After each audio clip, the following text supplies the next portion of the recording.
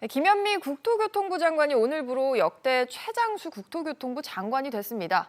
재임 기간 집값이 폭등하면서 수차례 교체설에 시달리기도 했었는데요. 네, 취재기자 연결해서 자세한 내용 들어보겠습니다. 손소구 기자.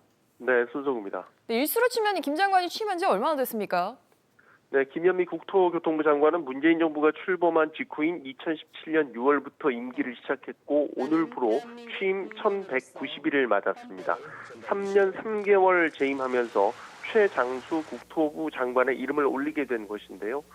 기존 최장수 장관은 이명박 정부 시절 정종환 장관으로 정 전 장관은 2008년 2월 29일부터 2011년 6월 1일까지 1189일간을 재직했습니다.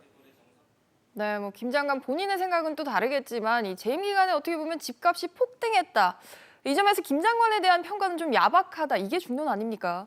네, 대체적인 시각이 다소 부정적인데요. 김 장관은 취임사에서부터 부동산 투기 세력과의 전쟁을 선포하며 부동산 시장 안정을 기치로 내걸었고 지금까지 부동산 시장 전반을 강력히 규제하는 23번의 정책을 쏟아냈습니다.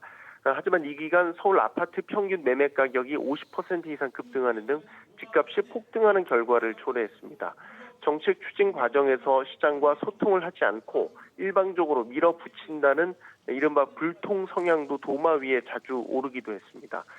또 공식 석상에서 한 발언들이 논란에 휩싸이기도 했는데요.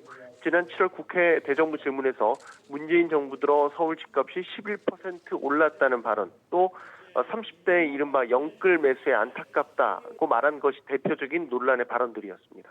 네, 또 그런 배경들 때문에 그동안 여러 차례 교체설도 있었던 것 같아요. 네. 하지만 그때마다 문 대통령이 신임을 보이면서 교체설을 무마시켰는데요. 지난 7월 집값이 이상 과열 현상을 보이자 문 대통령이 홍남기 부총리가 아닌 김현미 장관을 청와대로 불러 긴급 보고를 받은 것이 대표적으로 이 문 대통령의 신임을 보여준 사례로 해석됩니다.